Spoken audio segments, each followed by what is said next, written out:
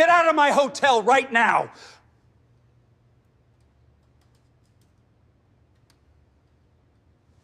I will not tolerate this disrespect from you, sir. How dare you speak to me that way? In hotel manager slaps black woman. In front of crowd, she's the hotel's billionaire owner.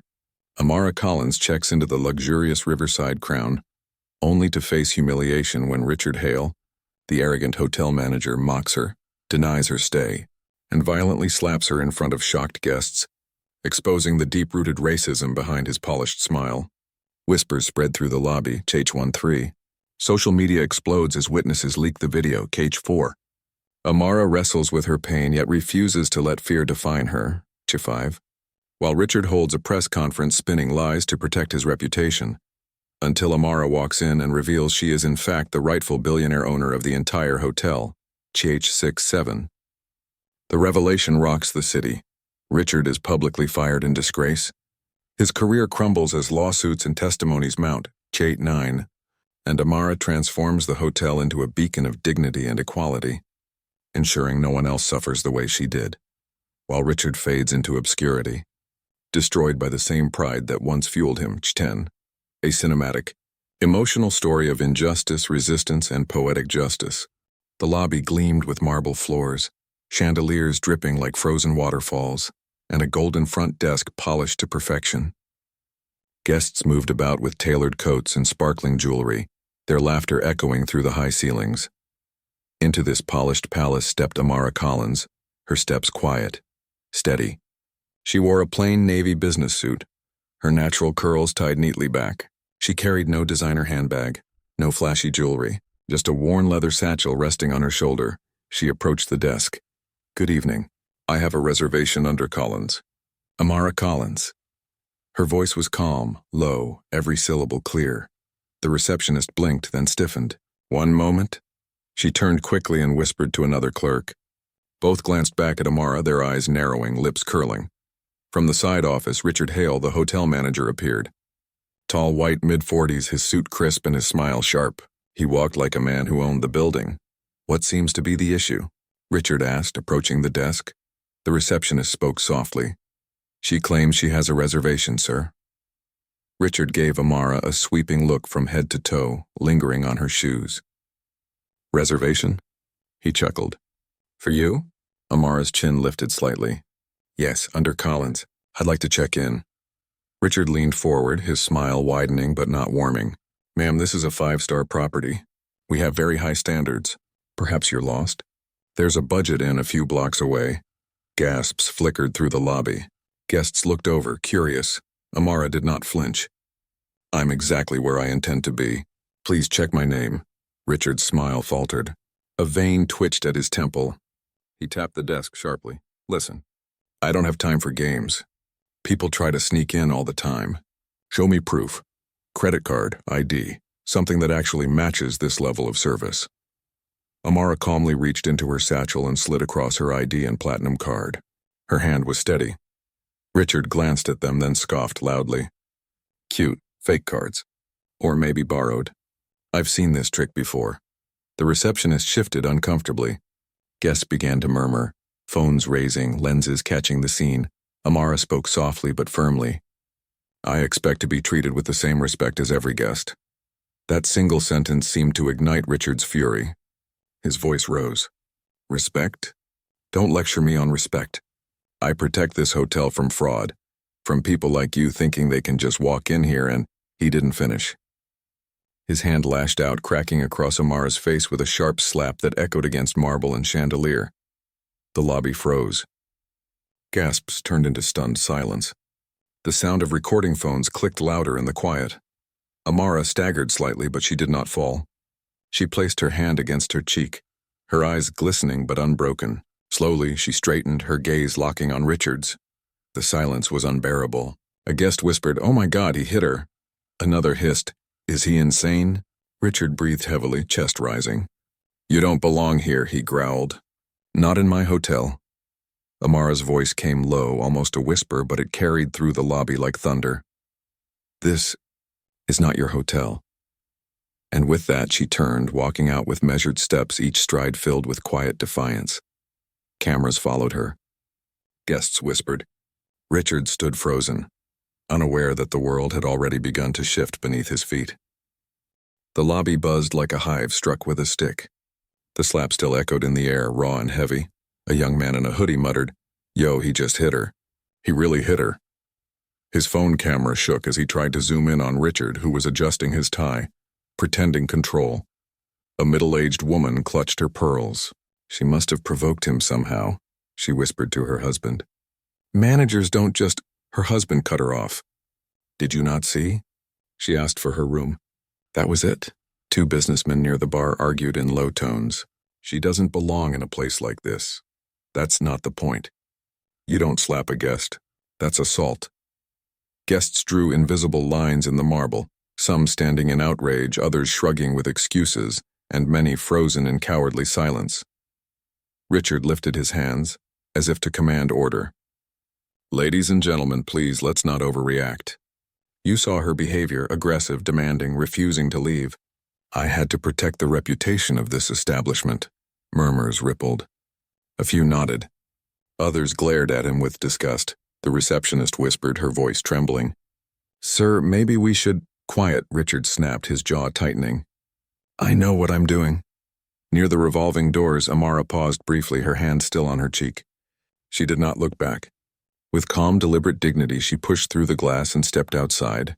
The silence she left behind was deafening. Then, the lobby erupted. Phones buzzed. Screens lit up. Social media notifications dinged like a chorus. Clips uploaded within minutes. A young woman pressed send on her live video. This just happened at Riverside Crown Hotel, she told her viewers breathlessly. The manager slapped a guest for trying to check in. Richard's voice carried over the chaos. Delete those videos immediately. This is private property. You can't film here without permission. The crowd laughed bitterly. Good luck with that, buddy, someone shouted. A man in a tailored gray suit stepped forward, his voice calm but firm. Mr. Hale, you've crossed a line. I'll be filing a complaint with corporate headquarters. Richard sneered. Be my guest. They'll back me. They know I protect this hotel from fraud. Gasps again. The arrogance was as clear as the marble beneath their feet. At the edge of the room, a young bellboy shifted uncomfortably, his voice barely audible. She was so polite. She just asked to check in. Richard spun on him. Not a word from you. Not one. The bellboy lowered his head, but his fists clenched. Meanwhile, outside, Amara walked toward the waiting black sedan where Naomi, her assistant, leapt from the driver's seat. Ms. Collins. Naomi's voice was urgent. Are you all right? What happened? Amara didn't answer. Not yet. She slid into the back seat, the door closing behind her like a curtain falling on Act 1. Inside the lobby, the crowd fractured further. Some drifted toward the elevators, whispering, unwilling to get involved. Others stayed glued to their screens, replaying the video in slow motion, the slap crisp and undeniable. A young college student shouted from the corner, phone raised high. This is going viral already.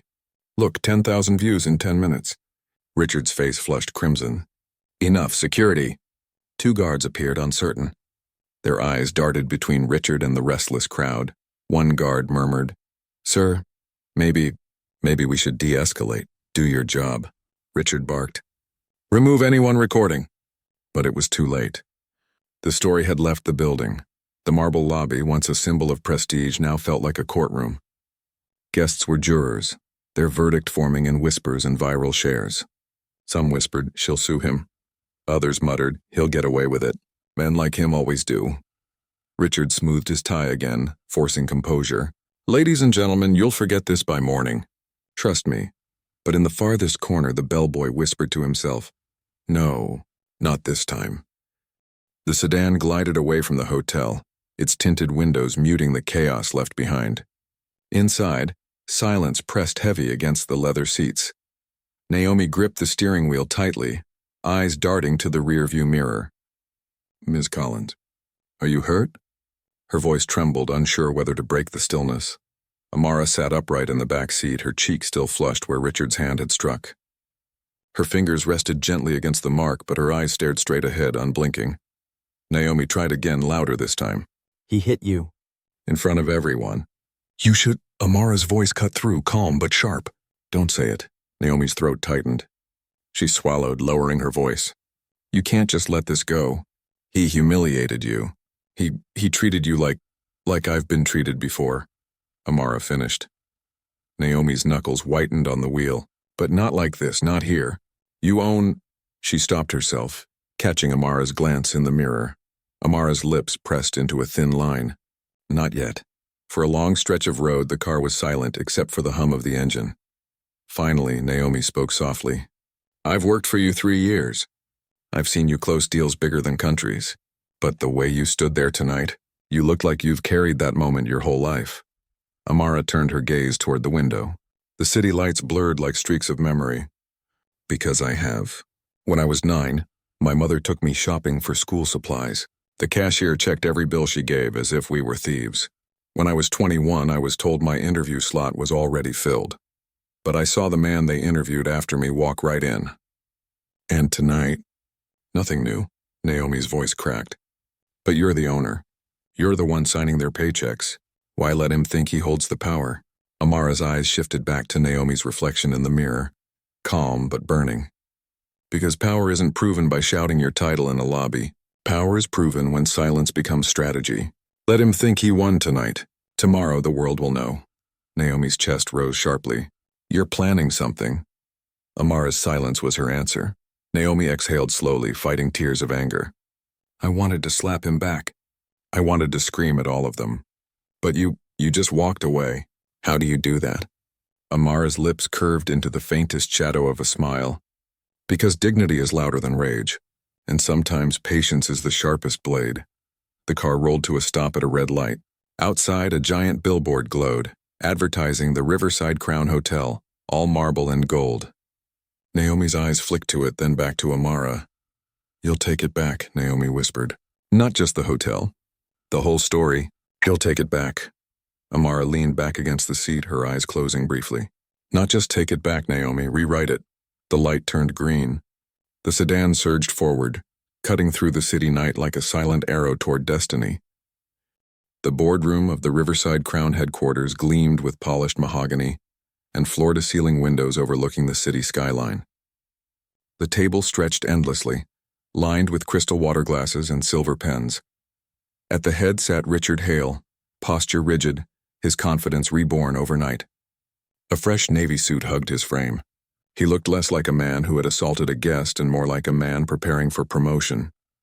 Ladies and gentlemen, Richard began, smoothing his tie. What happened last night was unfortunate but necessary. I acted to protect the brand. That woman was creating a scene and our guests noticed. Discipline was required. A few board members nodded. Mr. Stanton, an old financier with white hair slicked back, leaned forward. You handled it with authority. Guests pay for exclusivity, not disruption. Yes, added Mrs. Carlyle, adjusting her pearl necklace. We can't allow just anyone to wander into our hotels flashing suspicious cards. You defended the image of Riverside Crown. A murmur of agreement circled the table. Papers rustled, pens tapped. It was betrayal by silence, by complicity. But one younger executive, David Kim, frowned. With respect, I saw the video. It doesn't look like discipline, it looks like violence. Social media is exploding. Hashtags trending. People are calling for boycotts. Richard waved a hand dismissively.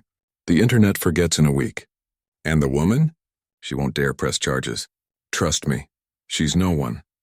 The words hung in the air like poison. At the far end of the table, a chair shifted. The sound was small but commanding. All eyes turned. Amara Collins sat there, silent. She wore the same navy suit as the night before, but her posture was regal, her presence magnetic. She had slipped in unnoticed, a shadow that had always belonged. Richard blinked, startled. You? His voice cracked. What is she doing here? David Kim raised an eyebrow. Do you know her? Richard stammered. She's the one from the lobby. She doesn't belong here. Amara's eyes lifted slowly, meeting his. Her voice was calm, controlled. I was invited. The boardroom stiffened. Mr. Stanton chuckled uneasily. Richard, perhaps she's here to file a complaint. Let her speak, then we'll... She doesn't need to speak, Richard snapped. Throw her out. This is a closed meeting. Amara remained unmoved. I think I'll stay.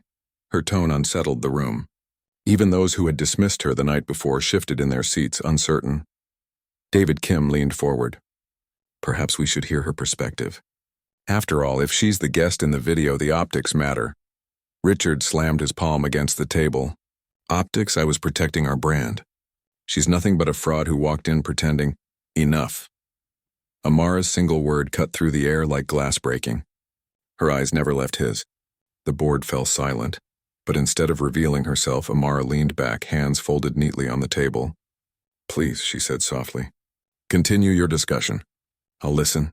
Richard's jaw clenched. He looked around for support. Stanton and Carlyle nodded, urging him on. So Richard puffed out his chest again. The truth is, our clientele expects us to maintain a certain standard. If we allow anyone to book a suite simply because they wave a platinum card, we risk our reputation. Sometimes that means making hard choices, even if the internet doesn't understand. Several members murmured in agreement. Carlyle added, our brand has always been about exclusivity. If we lower the bar, we're no better than every other chain. David Kim pinched the bridge of his nose. Exclusivity is one thing. Public assault is another. Richard sneered. You millennials don't understand brand loyalty. Our clients will side with us. They always do. Amara tilted her head slightly, her expression unreadable. You believe this hotel belongs to you, Richard? Of course, he spat. I've run it for years. I am Riverside Crown. Amara's lips curved into the faintest smile. She didn't correct him. Not yet. The room hummed with whispered debate.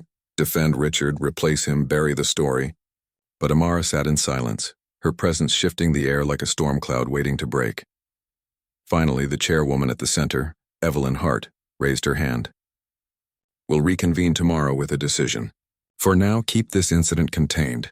Not a word to the press, Richard smirked, confident again. He gathered his papers, ignoring Amara's gaze, as though she were already erased. But as the board filed out, David Kim lingered, eyes narrowing at Amara. He sensed something beneath her silence, something Richard was too arrogant to see. Amara rose gracefully, her voice low but steady. Enjoy your confidence while it lasts, Richard. The truth is patient, but when it arrives loudly. Richard laughed mockingly. You'll be gone before morning. Amara brushed past him without another word. The scent of inevitability clung to her like perfume. By morning, the Riverside Crown was no longer a hotel. It was a headline. On phones, tablets, and TV screens, the same clip played again and again. Richard's hand rising, striking Amara's face, the stunned silence that followed. The slap had become a symbol, played in loops with hashtags flashing across screens. Slapped at Crown.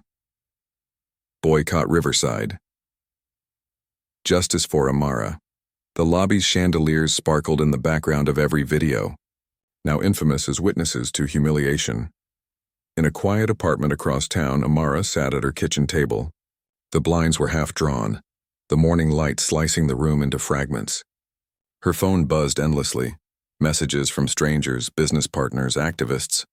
She let them pile up unread. Naomi stood pacing by the counter, phone in hand. It's everywhere, Ms. Collins. CNN, BBC, TikTok, you name it. Millions of views already.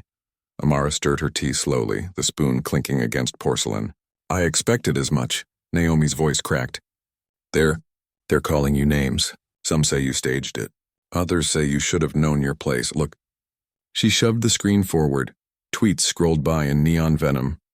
She played the race card. Bet she was trespassing.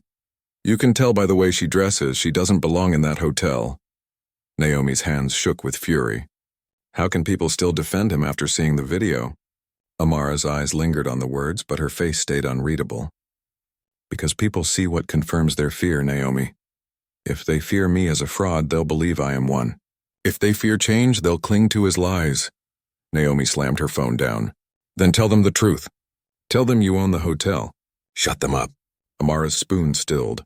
She looked up, her gaze calm but sharp. Not yet, Naomi's voice rose. Why not? You're letting them tear you apart online. Amara's answer was quiet, almost whispered. Because the wound is still fresh. If I speak too soon, it will look like defense. But if I wait, it will look like revelation. Naomi pressed her lips together, tears threatening. I hate watching them drag you like this. Amara reached across the table, her hand warm on Naomi's trembling fingers. I've been dragged my whole life. What matters is how I rise.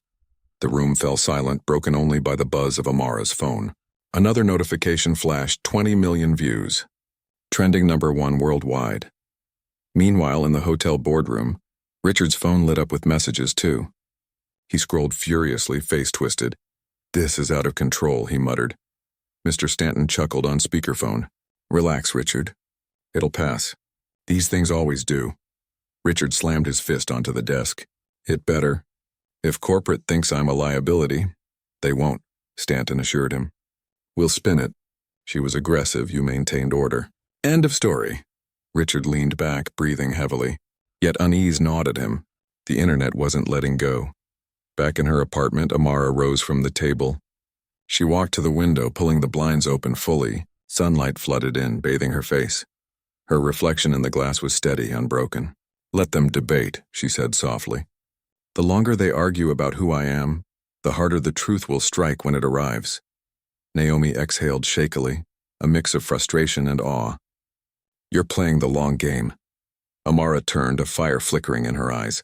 No, Naomi, I'm playing the final game. The tea on the table cooled, untouched, while the world outside burned with the storm she had chosen not to calm. Yet, the elevator doors opened with a soft chime, spilling Naomi into the hushed corridors of the Riverside Crown. Her heels clicked against marble as she marched toward Richard Hale's office, fury burning in every stride. The receptionist at the front desk stammered, Ma'am, you can't go in without... Naomi shoved the door open anyway. Save it. Richard looked up from behind his mahogany desk. His jacket was off, sleeves rolled neatly to his elbows. He was pouring himself a drink, the picture of ease. Well, he drawled. The assistant. To what do I owe this? Intrusion? Naomi's hands balled into fists. You put your hands on her. Richard sipped his drink unbothered. If you're here to cry about your boss, don't waste my time. She embarrassed herself. I kept order. Naomi's voice trembled, half rage, half disbelief. Order? You slapped a woman in front of dozens of people. You treated her like trash, and you think that's order? Richard leaned back, smirking. Do you have any idea how many liars, scammers, and pretenders try to sneak into places like this? She looked the part. Cheap suit, cheap bag, cheap attitude. I don't care how politely she spoke, her type never belongs here. Naomi's breath caught. Her type? Richard stood, walking toward her slowly, savoring his words.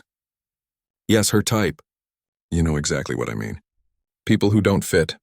People who drag down the brand we've built. People who should know their place. Naomi's eyes widened in disgust. You don't even try to hide it, Richard chuckled darkly. Why should I? This board eats out of my hand. Half of them thanked me yesterday for keeping the hotel pure. Do you think they'll ruin me over one loud guest and her crying assistant? Naomi's voice rose, shaking with fury. You think you're untouchable. But you're not. The whole world saw you. Millions of people saw what you did. Richard waved a dismissive hand. The internet forgets. Outrage is cheap entertainment. Tomorrow they'll be mad about something else. And that woman, your precious Ms. Collins, she'll crawl back to whatever corner she came from. People like her always do. Naomi's throat tightened. She wanted to scream, to throw the glass from his hand, to tear down his smug arrogance. Instead, her voice lowered, steady as stone. You have no idea who she is, do you? Richard's smirk faltered, but only slightly. I don't care who she is. She could be the mayor's niece or some activist's darling, it doesn't matter. This hotel is mine. Naomi stepped closer, her eyes burning into his. This hotel is not yours, and soon you'll find out just how little power you really have. Richard laughed, the sound sharp and cruel. Is that a threat? From an assistant? He leaned close, his breath reeking of scotch. You don't scare me. Neither does she. You're both nothing. Naomi's hand trembled at her side. She wanted to slap him, to return what he'd given, but she drew in a breath, pulling her fury into a single cutting sentence. Your downfall is already written, Richard. You just don't see the ink drying yet. For the first time, something flickered in his eyes. Uncertainty. Naomi turned sharply, storming toward the door. The receptionist shrank back as Naomi passed, her footsteps echoing like gunshots down the corridor. Richard stood in his office, drink in hand, the smirk gone. He muttered under his breath, trying to convince himself. Nothing will happen. Nothing ever does, but the tremor in his voice betrayed him. The press conference was staged in the grand ballroom of the Riverside Crown. Crystal chandeliers glowed overhead. Cameras lined the back wall and reporters filled every seat. Their pens poised and lenses trained on the podium. At center stage stood Richard Hale, immaculate in a gray suit, his hair slicked with confidence. He adjusted the microphone, flashing a rehearsed smile.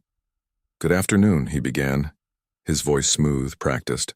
"I want to address the unfortunate incident that occurred in our lobby 2 nights ago. Our commitment to guest safety is absolute. Unfortunately, a disruptive individual attempted to cause a scene and I, acting as manager, had to intervene. My actions, though harsh, were in defense of our brand and the comfort of our valued guests." Flashes popped like lightning. A reporter shouted, "Do you admit you hit her?" Richard lifted a hand. In the heat of the moment, physical contact was made. "But I assure you it was not assault, it was enforcement. We cannot allow fraud in this establishment." Murmurs rippled through the crowd. Some scribbled notes furiously. Others shook their heads. Richard continued, voice rising. "The Riverside Crown has a legacy of exclusivity, elegance, and integrity. We will not let one incident tarnish that reputation. Our guests know who we are and they stand with us." He stepped back, satisfied. But just as he prepared to leave the podium, the side doors opened. Every head turned. Amara Collins walked in. She wore a flowing black dress, understated but commanding, her curls framing her face like a crown. The mark on her cheek had faded, but the memory of it burned in every camera flash. Gasps filled the room. Reporters scrambled, shoving microphones forward. "Is that her? That's the woman from the video. Why is she here?" Richard froze. His mouth went dry. "You—" Amara stepped calmly onto the stage. She didn't look at Richard. She faced the sea of cameras, her voice steady, rich, carrying through the hall. "My name is Amara Collins." The room went silent. She continued, 2 nights ago, I was denied service at this very hotel. I was mocked, accused of fraud, and publicly assaulted. Not because I lacked the means to stay here. Not because I lacked a reservation. But because of how I look, how I dress, how I exist." Gasps. Pens scratched. Cameras flashed. Richard lunged forward, whispering harshly, "Leave now. You're trespassing again." Amara turned to him finally, her eyes calm, almost pitying. "Trespassing, Richard? I own this hotel." The words struck like thunder. The ballroom erupted. Reporters shouted over each other, flashes exploding in blinding storms. Richard's face drained of color. That's ridiculous. Lies, she's making this up." Amara reached into her bag, sliding out a sleek leather folder. She held it high, then placed it on the podium. "Here are the documents of ownership. As of last month, following my grandfather's passing, I became the majority shareholder and legal owner of the Riverside Crown Hotel Group." The room erupted again. A tidal wave of disbelief and awe. Richard staggered. No, this can't." Amara's voice cut through the noise. "You struck me in my lobby. You humiliated me in my house." And the world watched. Reporters swarmed forward, microphones clashing. "Ms. Collins, why didn't you reveal this sooner? Do you plan to fire Mr. Hale? What will change under your leadership?" Amara raised a hand. Silence fell, as if even the cameras obeyed. "I waited," she said softly, "because I wanted the truth to reveal itself. I didn't need to tell the world who I was. Richard did that for me when he showed who he was." The crowd roared, applause mixing with shouts. Richard sputtered, face red. "She's twisting this. I protected the brand." Amara's eyes locked on his, steel in her tone. "You don't own the brand. You never did. You only managed it. And you managed it with arrogance, cruelty, and prejudice. That ends today." The room thundered with cheers and questions. Richard's voice drowned, lost beneath the tide. Amara stepped back from the podium, her posture tall, her gaze unshaken. The cameras caught every frame. The woman who had been slapped now standing as the undisputed owner. The voice of truth echoing above the lies. And Richard, pale and trembling, realized in that moment that his empire of arrogance had already begun to crumble. The following morning, the ballroom was filled again, but this time the tone was different. Reporters lined every wall, cameras locked on the stage. The press conference was no longer Richard Hale's performance. It was his trial. Amara Collins sat at the center of the long table, poised, her hands folded neatly. To her right sat the board members, their faces stiff masks of discomfort and shame. To her left, an empty chair waited. Richard's. The doors slammed open. Richard stormed in, his suit wrinkled, tie hanging loose. His face was pale, his eyes bloodshot. The man who had strutted like a king now looked like a cornered animal. "You can't do this to me," he barked, slamming his briefcase onto the table. "I built this hotel, me." Reporters leaned forward, pens ready. Microphones stretched like spears. Amara's gaze remained steady. "Sit, Richard." His breath came ragged. But he sat. The chairwoman, Evelyn Hart, cleared her throat. "Mr. Hale, the board has reviewed the incident and the subsequent evidence. We have considered your statements, the viral footage, and public outcry." Richard cut her off, voice rising. "The footage was taken out of context. I was protecting our brand. Anyone could see she was trying to con us. A woman like her." Gasps rippled through the room. His own words betrayed him. Amara's voice was quiet but lethal. "A woman like me?" Richard froze. The cameras zoomed in, capturing his stammer. You meant exactly what you said," Amara interrupted, her voice sharp as glass. "You didn't see a guest. You didn't see a human being. You saw a threat because of the color of my skin, because of assumptions you've always carried. And instead of admitting it, you dressed it as protecting the brand." Applause erupted from one side of the room, reporters clapping despite themselves. Richard slammed his palm on the table. "You can't fire me. You need me. This hotel needs me." Evelyn Hart's voice shook as she spoke. "Richard Hale, effective immediately. Your employment with the Riverside Crown Hotel Group is terminated. You are hereby barred from all company properties." The words fell like a gavel. Richard's mouth opened, but no sound came. His face contorted, red with rage and disbelief. "No, you can't. I gave my life to this place." Amara leaned forward, her tone calm, almost pitying. "You gave your life to your pride, Richard. And pride is not ownership." The room exploded with questions. "Ms. Collins, what happens next? Will there be legal charges? Do you plan to restructure the company?" Richard's voice cracked as he shouted over them, desperate. "This isn't over. I'll sue. I'll destroy you."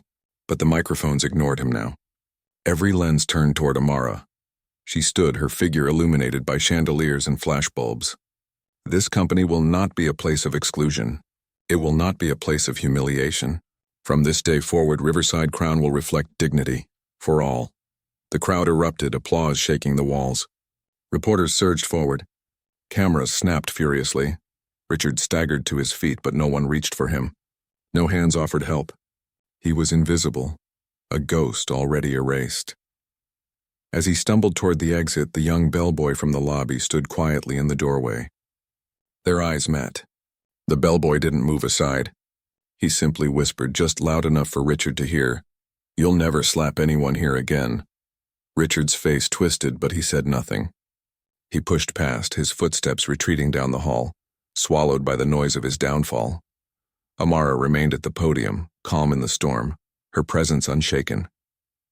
For the first time, the hotel felt like it truly belonged to her, not because of papers or shares, but because the truth had claimed its place. The video of Amara's revelation spread like wildfire. News anchors replayed it on loop. Bloggers dissected every sentence. And social media burned with hashtags, "She owns it," "Justice at the Crown," Amara Collins clips of Richard's outburst, his sneer. His words, "a woman like her," became memes remixed with biting captions. Overnight, he wasn't a manager. He was a villain, a symbol of arrogance and prejudice. Meanwhile, Amara became something else entirely. Interviews poured in. Invitations arrived from universities, advocacy groups, even government panels. Her inbox overflowed. But she stayed focused. She told every reporter the same thing. "This isn't just about me. This is about how many people go through this every day without cameras to catch it. The real work is making sure no one has to stand in that lobby feeling powerless again." At the hotel itself, change was immediate. Guests who had watched the scandal unfold checked in with nervous curiosity, whispering in the gilded hallways. Some employees, ashamed, avoided Amara's gaze. Others approached her quietly, thanking her for standing tall. The young bellboy was one of the first. He found her in the lobby, voice trembling. "Ms. Collins, I wanted to say I'm sorry. I saw what happened that night. I froze. I should have." Amara placed a hand on his shoulder. "You don't need to apologize for being afraid. You were working under a man who thrived on fear. That ends now. His eyes widened. You really mean it? She nodded. Yes, fear will not run this place anymore. Word of Richard's downfall spread far beyond the hotel walls. Corporate partners cut ties. Former employees came forward with stories of his behavior, verbal abuse, discrimination, power plays. The press devoured every account. At a crowded cafe nearby, two regulars whispered over their coffees. You see the news? About Hale? Finally got what was coming to him. Serves him right. That woman, she handled it better than I ever could. Not just handled it. She owned it, literally. The city buzzed, but not everyone cheered. Online, hidden behind screens, voices hissed venom. She pulled the race card. She's just trying to ruin a good man. No way she really owns it. Fake documents. Amara read some of it late at night, the glow of her phone casting shadows across her room. She didn't flinch. Instead, she typed a single line on her official page. For every voice that doubts me, I'm standing for the ones who were never given the chance to speak. The post went viral in hours. Richard, meanwhile, was unraveling. His face, once plastered on hotel magazines, now graced tabloid covers under headlines like, Disgraced Manager Expelled from Crown, Riverside's Fall from Grace. He was spotted leaving his condo, yelling at reporters. His brief lawsuit threat crumbled when lawyers refused to take his case. Even his former allies on the board distanced themselves, calling his behavior inexcusable. But Richard wasn't done lashing out. Late one night, he called Evelyn Hart. His voice was ragged, desperate. Evelyn, listen, we can fix this. That girl doesn't know what she's doing. She'll ruin everything. Bring me back and I'll... Evelyn's voice was ice. Richard, the hotel is thriving without you. It's you who ruined everything. Don't call again. The line went dead. Back at the Riverside Crown, Amara gathered the staff in the ballroom. Bellboys, receptionists, housekeepers, chefs. They all stood in rows, uncertain, waiting. She stepped onto the stage. I know these last days have been chaos. I know some of you are afraid of change. But hear me now. This place will not be built on fear, exclusion, or humiliation. It will be built on dignity. For guests, for staff, for everyone. A housekeeper raised her hand timidly. Does that mean we can actually speak up now? About the hours? About how we're treated? Amara's voice warmed. Yes. Starting today, I'm creating an employee council. You will have a voice. Your voices matter more than pride or profit. Whispers turned into murmurs. Murmurs into applause. In the back, the young bellboy clapped until his palms stung, tears brimming in his eyes. For the first time in years, hope filled the hotel. Outside, the city lights glowed against the river. The world was still watching, and Amara knew this was only the beginning. Justice wasn't just in Richard's fall. It was in every echo. Every person who now believed silence wasn't the only option. The Riverside Crown had become more than a hotel. 'Twas a symbol, and symbols don't fade easily. Richard Hale sat alone in his condo, curtains drawn tight. The city outside moved on without him, its lights indifferent to his rage. His phone buzzed occasionally, unfamiliar numbers, reporters sniffing for one more headline. He ignored them all. His bank account had taken the first blow. The severance he expected was frozen pending investigation. Lawsuits from former employees stacked against him, alleging harassment, discrimination, even wage theft. His name, once an asset, was now poison. He poured whiskey into a glass, muttering to himself. I made that hotel. Me. They'll see. They'll crawl back, but they didn't. Instead, the Riverside Crown thrived. Amara's leadership became front-page news. The new employee council launched within weeks, praised as revolutionary in hospitality circles.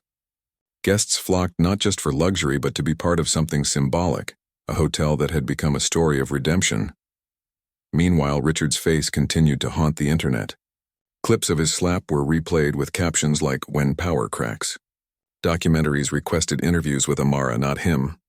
His relevance was gone, replaced by ridicule. One night, unable to resist, he turned on the TV. A primetime special flashed across the screen. Amara Collins, redefining power. There she was, poised, radiant, telling the story he once thought he controlled. I didn't need revenge, she said calmly to the interviewer. I needed truth. And truth has a way of surviving long after lies collapse. The audience applauded. Richard hurled his glass at the screen. Shards scattered across the floor. The final humiliation came weeks later. A thick envelope arrived by courier, official documents. Richard tore it open with shaking hands. Notice of investigation. Equal Employment Opportunity Commission. Formal inquiry into discriminatory practices during tenure at Riverside Crown. His chest tightened. They weren't just erasing him. They were digging up every sin he'd buried.